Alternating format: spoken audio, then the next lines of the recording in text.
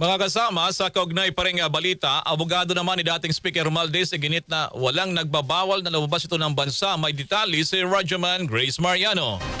RMN Live Report.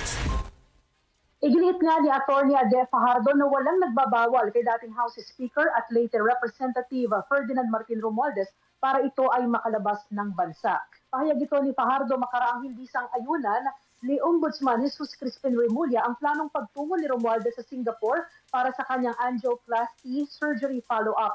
Diyan ni Fajardo ang Immigration Lookout Bulletin Order ay hindi naman nagbabawal na makabiyahe sa abroad si Romualdez.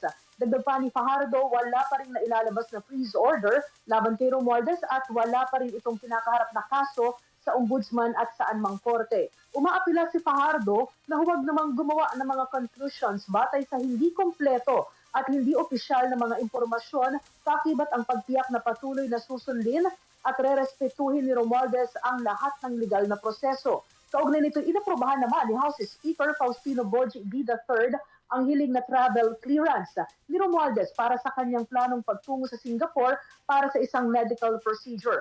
Sa kanyang liham kay D ay binanggit ni Romualdez na nagpadala na rin siya ng hiwalay na sulat sa Department of Justice para sa kanyang hangad na paglabas ng bansa habang may Immigration Lookout Bulletin Order sa kanya.